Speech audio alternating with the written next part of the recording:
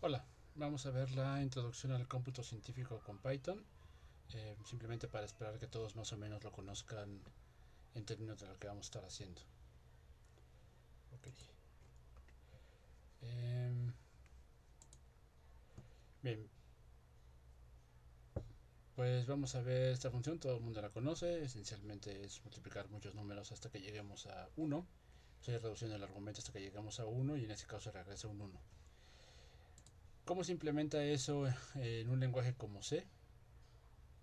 Pues así, ¿no? Es una implementación este, o Java, o sea, es una implementación así, se hacen unos includes, que es traer algunas bibliotecas mínimas, y después hay que definir este la firma o el contrato de la función o la especificación de la función, el prototipo. Pues decimos de qué tipo de variable se va a regresar, le ponemos nombre a la función y los argumentos con su tipo, ¿no? Son, cada una de estas cosas es el tipo de la función. Abrimos una llavecita en la que podemos poner en la que ponemos, no podemos, tenemos que poner las instrucciones. Y si fíjense aquí, lo que estoy diciendo es definimos una variable que se va a llamar r, que es un entero largo, sin signo, y después corremos un for. Aquí lo que estamos haciendo, algo que nos permite hacer, lo que nos permite hacerse es el hecho de que podemos multiplicar, o sea, el for recibe tres elementos, que es la variable inicializada, el contador, la condición de paro y después la evaluación. Y curiosamente en C podemos ir modificando, o sea, aquí estamos poniendo una función que asigna el valor de i más 1, lo asigna a una variable r que se está multiplicando, que está acumulando la multiplicación de los i's anteriores. Y justo por eso pues ya no hay nada que hacer en el for y lo regresamos, ¿sale? Después hacemos un procedimiento main, una función main, donde llamamos a la función factorial y lo computamos. Fíjense cómo no es requerimiento, o sea, es una de esas peticiones de usos y costumbres para los programadores, una convención, la de intentar el código, pero pues no pasa nada si no lo hago en C, ¿no? Simplemente es una petición pues, para procurar legibilidad. Sin embargo, no es necesario. Esta función que está aquí a la derecha es lo mismo que está aquí a la izquierda. Es solo que hecha en Python. Y en esencia es muy similar. De hecho, la cantidad de líneas pues parece ser más o menos la misma. Es engañoso pues porque yo pude haber puesto aquí de corridito todas las líneas. Creo que lo importante es el hecho de que el contraste es, bueno, uno, no estamos ocupando tipos, no estamos definiendo los nombres, los tipos de las variables. Algo que ha cambiado que en las otras versiones de Python ha cambiado un poco, pues, pero en esencia no hay que definirlas. Ni el de las funciones, simplemente yo defino una función, creo que es muy intuitivo el nombre def, el nombre de la función, y lo que hago ahora es defino una lista que tiene un 1 y luego hago un for en el que forzosamente, o sea, aquí lo que hace el for es que define un contador y un iterador, algo donde puede iterar. Range de 1 hasta n más 1 es una lista de elementos que va desde 1 hasta pues, lo que le haya pasado yo de parámetro más 1, ¿no? Después, todas las cosas que tengan dos, o sea, cuando yo defino unos dos puntitos, que lo hacen el if, el def y el while, después de eso tengo que poner bloque, o sea, una cantidad de instrucciones. Por ejemplo, en factorial tengo que poner las instrucciones que definen a la función factorial. En el for tengo que poner las instrucciones que se van a hacer en el for. Y algo interesante aquí, si pueden ver, es que no requerimos poner llaves, ¿no?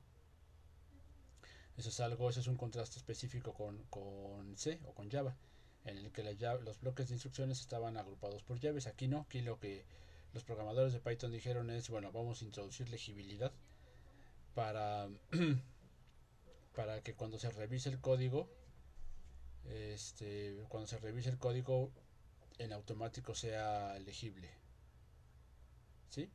Y, y eso lo hacemos incorporando espacios forzosamente. Entonces aquí ponemos 4 espacios para el primer bloque de instrucciones. Todas estas instrucciones que están a una distancia de 4 pertenecen a la definición de factorial.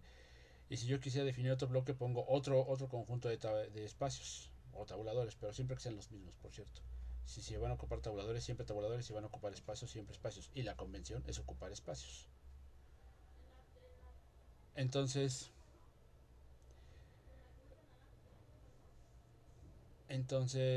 aquí para el siguiente bloque de instrucciones, pues lo que definimos son otro conjunto de tabuladores. Y al final lo que decimos un return, regresa el último elemento de la lista. La intención aquí es contrastar cómo dos estilos de programación en dos lenguajes, pues, bueno, más bien en dos lenguajes, es bastante más legible uno en el otro, ¿no? Y ya el hecho de incorporar un tipado dinámico o de quitarle la definición explícita de los tipos de las funciones lo hace también más legible, ¿no? O sea, aquí los argumentos es un paréntesis más largo y aquí es más cortito, pues porque no ponemos el tipo de la función, solo vemos en automático el parámetro, digo, el argumento, la variable en cuestión. También en la función, ¿no? Directo nos vamos con el nombre y Python adivina qué es lo que tiene que regresar y recibir. Eso es esencialmente lo que hace Python, ¿no? O sea, lo que Python lo que hace Python a diferente, en muchas otras cosas es diferente, pues, ¿no?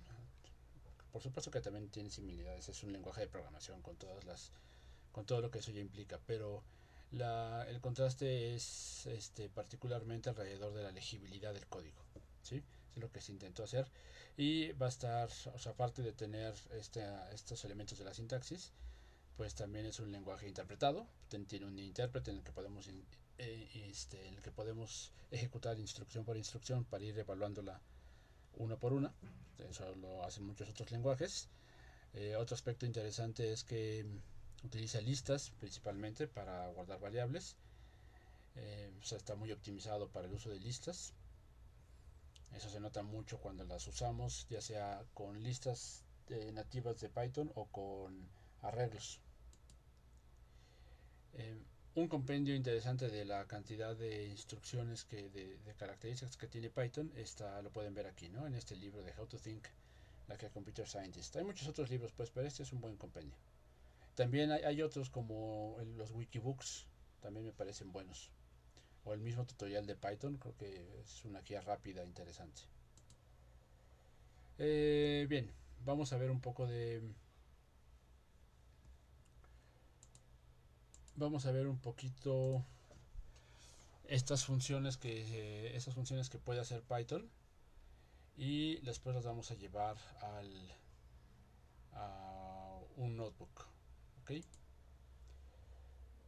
Entonces, primero, lo que puede hacer Python es declarar variables. Bueno, eso todo el lenguaje. Si no podríamos hacer eso, pues buena suerte con el lenguaje.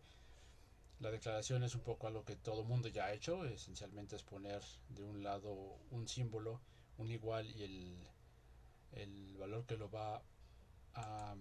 el valor que debería guardar. Otra cosa que puede hacer Python para guardar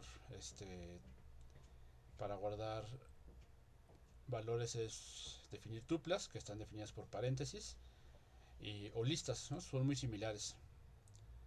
La forma de recuperar el 2 o el 4 se basa haciendo t corchetes, así como está aquí, t corchetes 0, t corchetes 1. Este es el primer índice, este es el índice 0, la entrada 0 y esta es la entrada 1. Lo mismo haríamos con esto. La lista, para recuperar los elementos de la lista podemos pedirle l corchetes 0, corchetes 1, 2 o 3. Si ya le pedimos más, pues se queja y dice que no existe un valor más allá del índice 3 en este particular caso. La diferencia entre tuplas y listas es que las tuplas no pueden ser modificadas y las listas sí. Condicionales, ¿cómo se prueban los condicionales? Bueno, aquí pongo la versión que creo que todo el mundo conoce, es el if else. Es muy típica en muchos lenguajes. Es if, una condición a evaluar, dos puntos. Si la condición es verdadera, entra a este bloque de código. Si no, se va con el que sigue y evalúa la condición con el if. Si esto es verdadero, entra aquí y si no, sale y así la cantidad de if que haya. Puede haber más de uno. Y si ninguno es válido, entonces entra al else. De hecho, acabo de ver que en las últimas versiones de Python simplemente la evaluación por casos se ve muy interesante, nada más que no la tenía en este Python y por eso no se las puse. Ahora vean Otras formas de evaluar en una sola línea. Con el afán de hacer esto más legible, Python incorpora varios elementos que hacen más legible el código, sobre todo cuando lo puedes llevar a una sola línea. Es como se incorpora este elemento de legibilidad, ¿no? Una forma de hacer un if en una sola línea es if, condición, dos puntos y la línea a ejecutar, ¿no? Print menor a cero. Si quieren evaluar el if else, es cosa de if else. Si la evaluación del if es cierta o es verdadera, entonces lo que va a suceder es que se ejecuta algo, y si no, se ejecuta otra cosa. Ok, ¿cómo pasa eso? Primero van a poner lo que ustedes quieran ejecutar, lo que ustedes quieran que se ejecute o se asigne en caso de que el if sea verdadero. En este caso, c igual a 0 si t de 0 es mayor a t de 1. Esa t se refiere a esta, ¿no? Entonces, como pueden ver, pues no debería ser. Entonces, si t de 0 es mayor que t de 1, asígnale a c un 0. Si no, asígnale un 1. Entonces, en este caso debería asignarle un 1.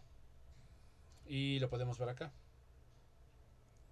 Como c fue mayor a 0, debería imprimir si fue, y eso fue lo que imprimió. ¿Sale? Entonces, aquí hay tres formas de evaluar evaluar condiciones en Python. Y aquí claramente, bueno, no, que todo el mundo más o menos conoce las evaluaciones. Está el doble igual es igualdad, mayor que, menor que, evalúan eso, mayor que y menor que, y mayor igual y menor igual evalúan eso, ¿no?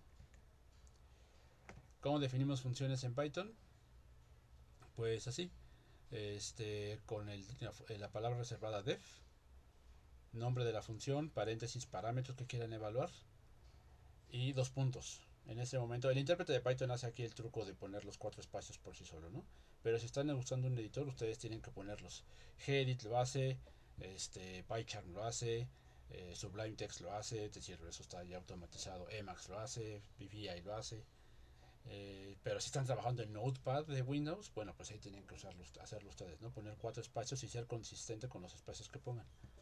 Entonces, def, nombre de función, parámetros, dos puntos, espacios y la cantidad de instrucciones que quieran poner. En este caso estoy calculando la entrada al cuadrado más la segunda entrada al cuadrado, ¿ok? Y regreso ese valor, la palabra al final de cada... Bueno, no necesariamente tiene que haber un return, pero mi sugerencia es que siempre lo haya, ¿no? Incluso un 0 o un -1, en caso de que todo sea exitoso, regresar un 0, en caso de que no, regresar un -1. Pero eso es simplemente manía computacional, ¿no? Entonces aquí la palabra reservada return se pone al final para regresar. No se ejecuta nada después de return, ¿no? Estoy diciendo obviedades para muchos, pero simplemente para que todo el mundo lo tenga. No se ejecutan después de que Python detecta un return, ya no se ejecuta nada debajo. Y aquí pues pueden ver el uso. R igual a F de 0.705 da casi un 1, ¿no? Otra forma de definir funciones es con funciones lambda. Vean cómo aquí lo que está regresando es justo la evaluación de una función y le deja esta variable, ¿no? Aquí R es un número. Pero en este caso F es igual a lo que determina el lambda. Y lo que hace el lambda es que no regresa un valor, lo que va a regresar es una función definida aquí al vuelo. Entonces lo que estoy diciéndole es lambda x, y, es decir, pues vamos a definir una función de dos parámetros, dos puntos. Y después en una sola línea van a tener que definir su función. Entonces aquí claramente si su función no puede ser definida en una sola línea, algo en lo que haya que checar excepciones o que pueda fallar, o funciones bastante más sofisticadas o que tengan alguna complejidad algorítmica más o menos grande, pues no vale la pena ponerle una función lambda. Pero estas funciones chiquitas que regresan escalares, pues sí, la verdad es que es muy cómodo ver en una sola línea la función f. Entonces lo que van a hacer es regresar, definir aquí la función después de los dos puntos y se regresa en f. Y fíjense, aquí lo que está haciendo esta definición es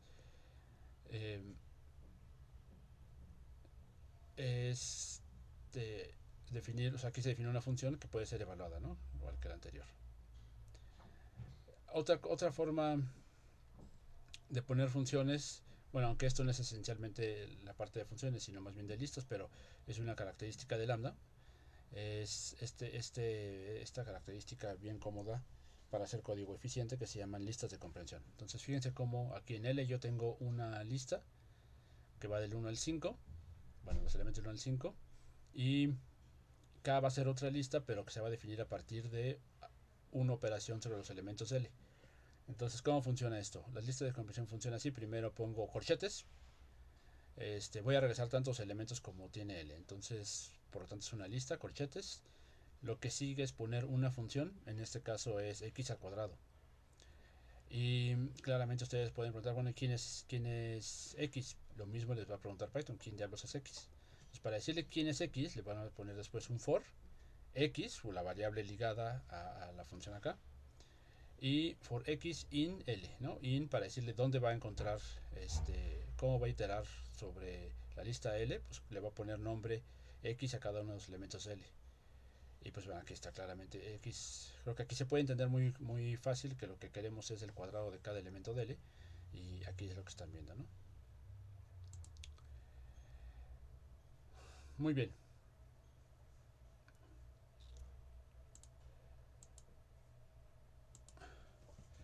Hasta ahí las funciones nativas de Python son bastante comunes. Creo que todo el mundo más o menos las conoce. Tal vez las listas de comprensión no, ni las funciones lambda. Eh, Simplemente es una introducción para que sepan el término, para que cuando se le encuentren en tutoriales o manuales, pues sepan a qué se está refiriendo. Y pues, lo más cómodo es trabajarlas durante el curso, las vamos a estar trabajando y así es como se las van a aprender, ¿no? Terapia de shock. Entonces, por lo pronto, esa es una de las funciones más, de las funciones nativas de Python y las vamos a probar ahora en un notebook. Denme un segundo para cambiar al notebook en Colab.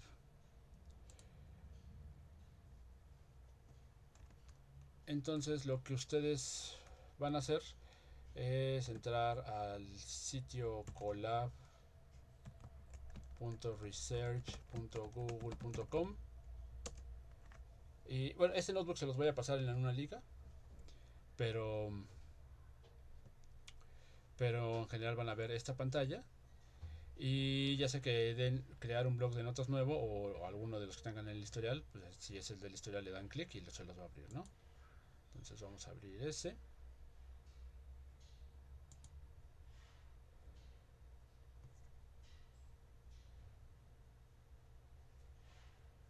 Y ahora vamos a explicar la estructura de los notebooks. También creo que los notebooks son de esos herramientas de computación que son más o menos comunes, populares hoy en día. Y creo que todo el mundo más o menos las conoce, pero claramente no es obligación. Y por lo pronto es lo que voy a hacer ahorita, ¿no? Están divididas en celdas, o sea, lo que están viendo es una página web con donde cada celda es un pequeño entorno un pequeño entorno programable o que va a ejecutar o va a interpretar algo. Se dividen en dos tipos de celdas, las celdas de texto y las celdas de código. Las celdas de texto utilizan Markdown eh, para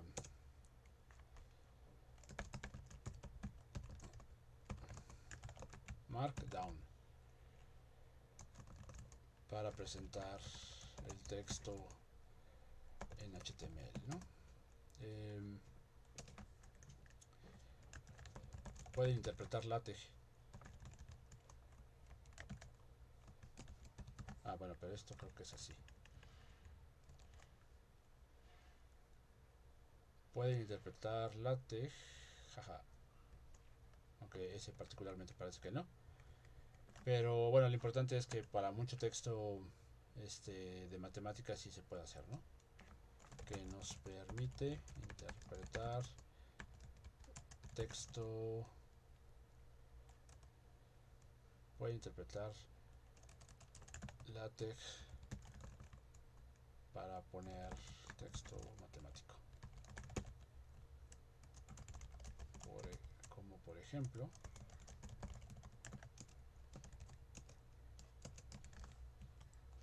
f de x es igual a x al cuadrado. Shift Enter, lo que después de que tecleen todo el código texto que ustedes quieran, teclean Shift Enter y se presenta ya así, ¿no? Creo que vamos a estar viendo muchos notebooks en clase, entonces, bueno, quien no lo conozca, hay un pequeño ejemplo.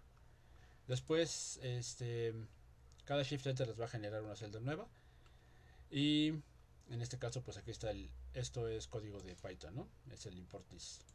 Entonces vamos a ejecutar justo algunas de las instrucciones que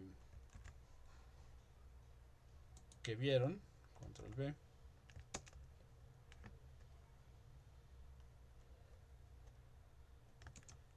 Shift Enter, perdón, me faltó eso. Entonces, bueno, aquí podemos darle print A y print B. Y el resultado de la evaluación de esta celda pues está ahí, ¿no? ¿Qué otra cosa podríamos...? Bueno, las listas creo que voy a dejar que ustedes...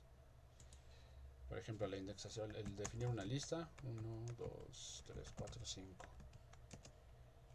Print L. Y print el segundo elemento de la lista. Considerando que el índice empieza en 0.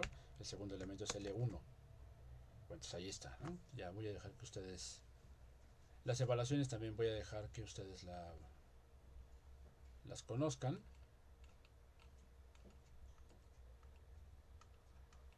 Y vamos a hacer un while. Vamos a hacer... Como el for también es muy sencillo.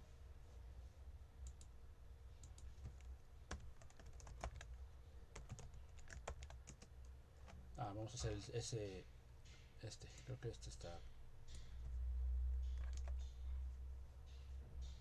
claramente t de 0, print t de 0 mayor que t de 1, false. Entonces, considerando eso, pues, ¿qué es lo que va a salir aquí con C, no?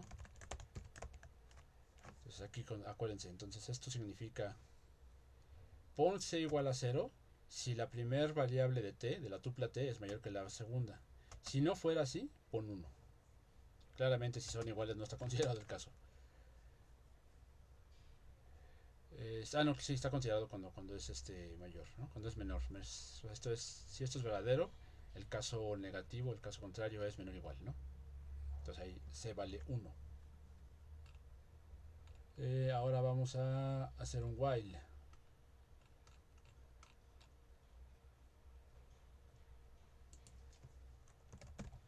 While, eso es otra de las estructuras para iterar. While C mayor que 1, o sea, por lo pronto al menos una vez va a hacerlo.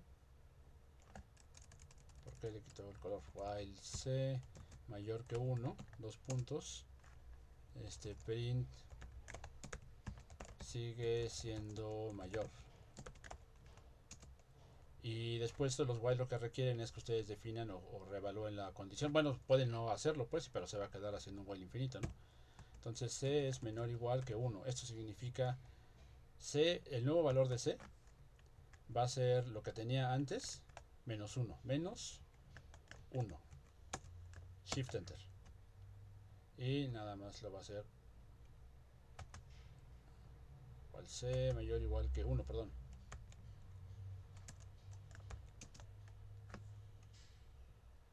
Entonces era mayor o igual que 1 una vez, lo disminuyó y se imprimió lo que quería que se imprimiera, ¿no?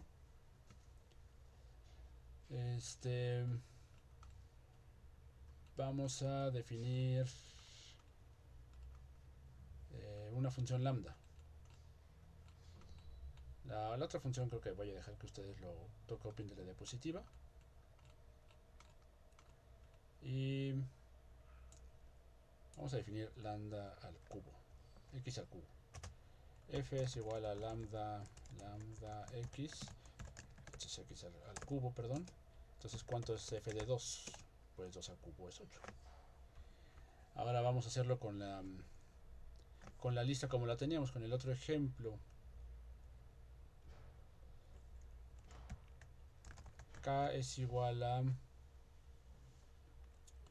x al cubo. x al cuadrado, perdón, for x sin L. Entonces acuérdense, esto, la anotación es esto. La anotación de una lista de comprensión. A ver, vamos a ponerlo esto en código. Vamos a poner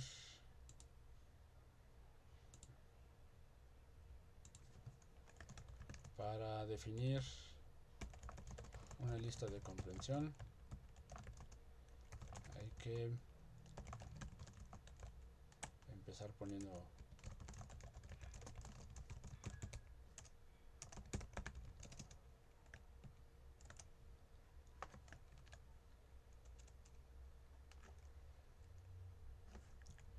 de corchetes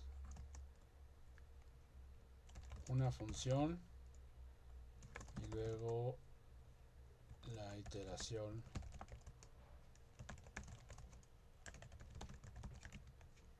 un iterable es una lista, ¿no? Entonces eso significa, ¿cómo hago esto? X al cuadrado for, perdón, aquí es f de i for i in iterable.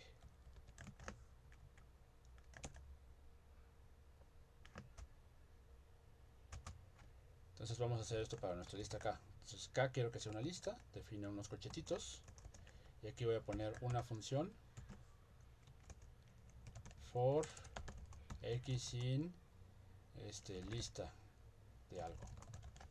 Vamos a poner esto en corchete para que lo tengamos de referencia. En este caso mi función es x al cubo, cuadrado, perdón, for x sin... Vamos a cambiarle el nombre de las variables para que no se queden con la idea que tiene que ser.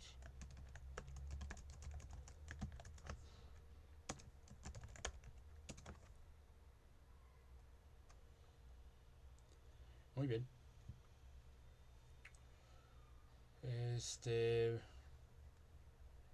Vamos a definir otra función lambda, f es igual a lambda. Entonces aquí para definir una función lambda hay que hacer, ¿cómo quieren que se llame su función?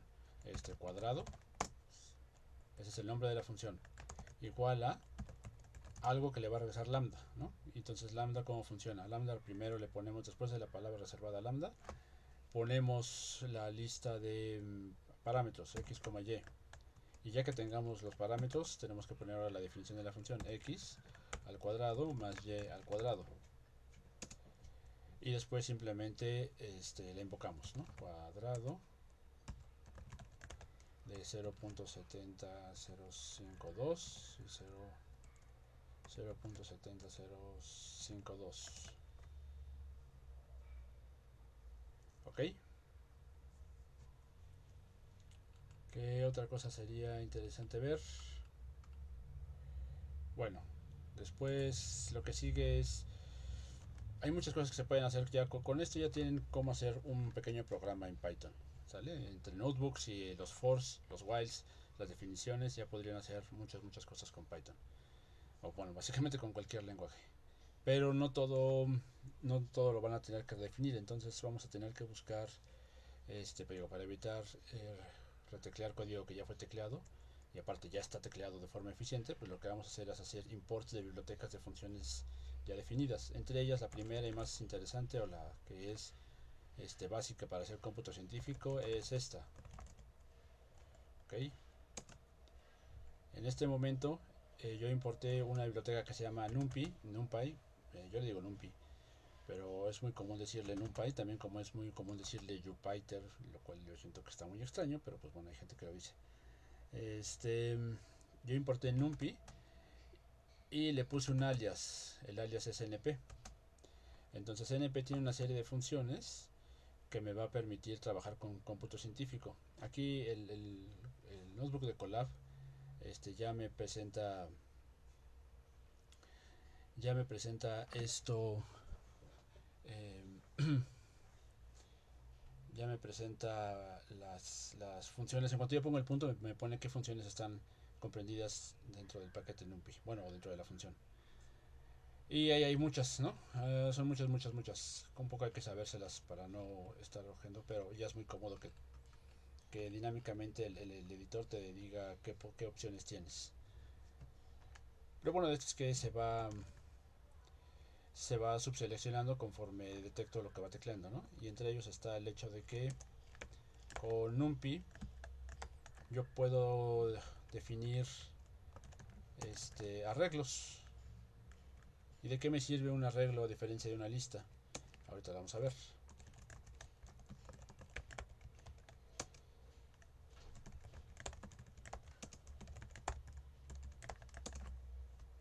Ahí lo que hice fue que las listas L y K están definidas como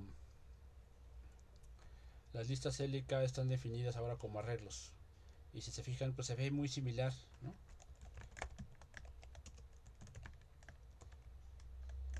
Se ve muy similar a la definición anterior. ¿Qué ventaja? ¿No? ¿Qué posible importancia tiene eso?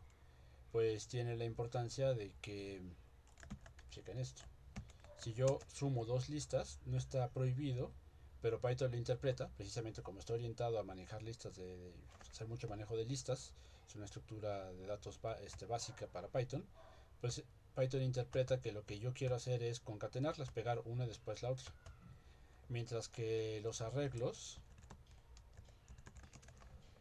son son objetos matemáticos, es decir, aquí la operación suma de los arreglos es la suma entrada de los arreglos. Eso está mucho más cómodo, ¿no?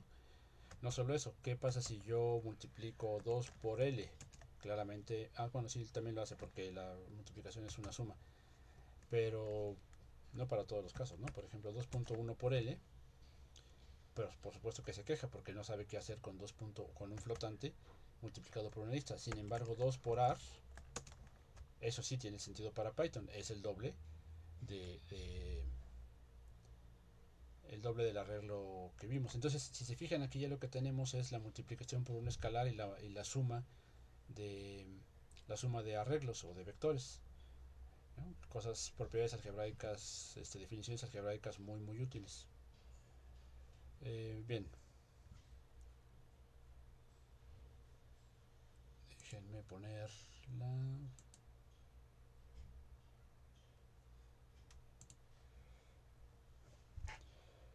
Entonces ahora lo que vamos a hacer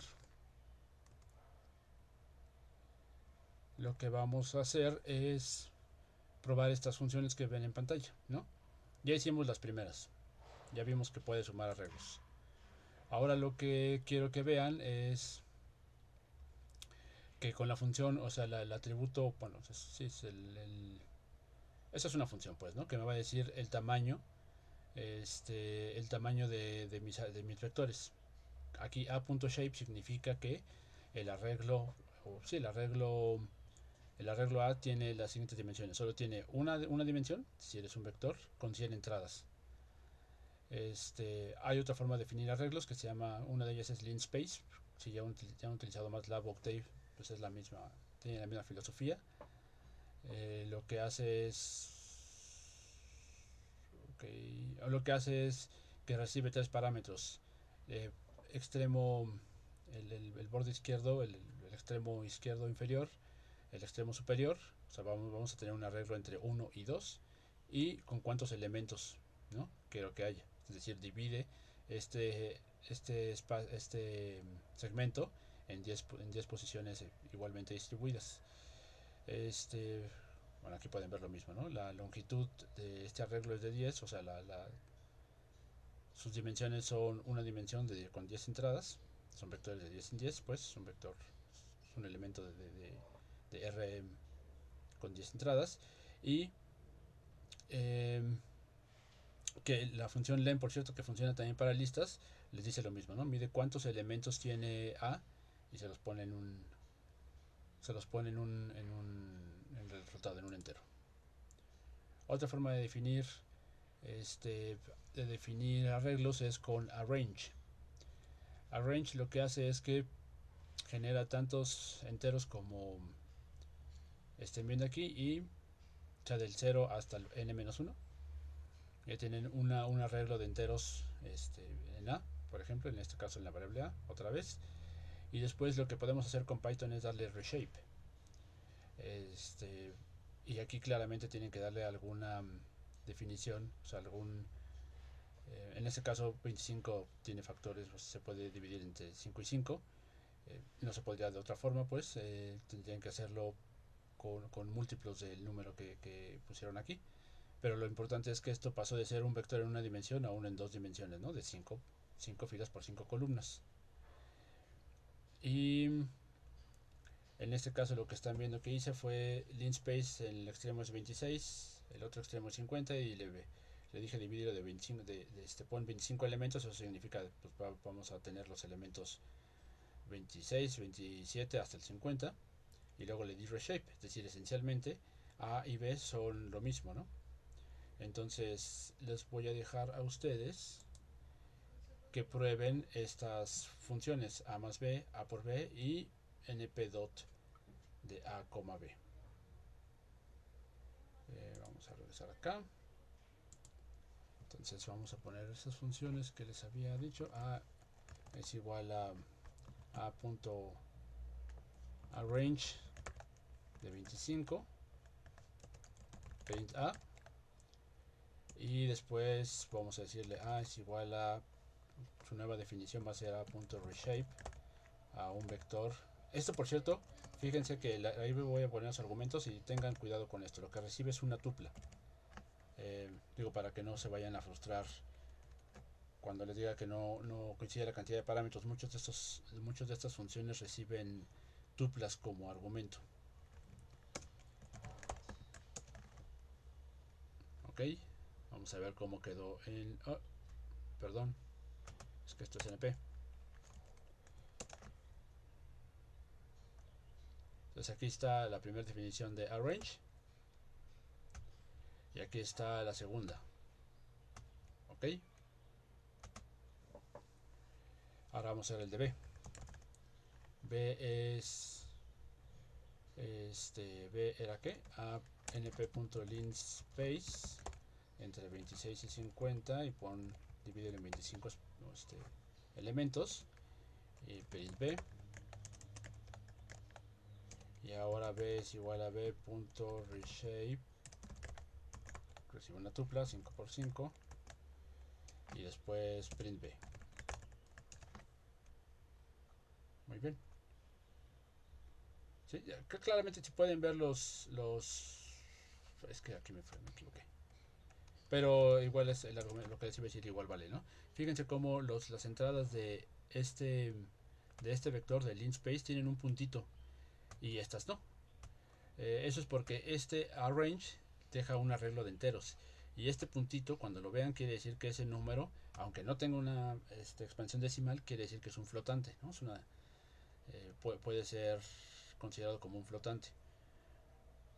O sea, es un flotante y lo pueden considerar para utilizarlo con operaciones con flotantes, pues. Entonces aquí ya tienen la B. Entonces lo que la tarea les pide, esta tarea va a ser simplemente probar. Aquí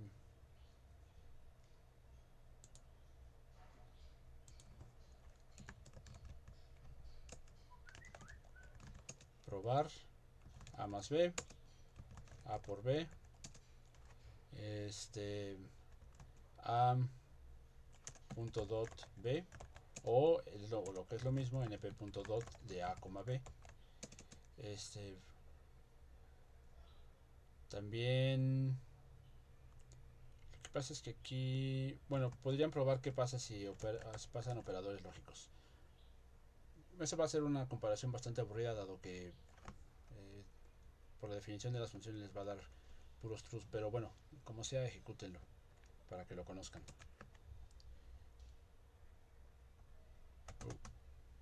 A ver, aquí es así, perdón, es un guión, un guión, un guión y un guión. Ok,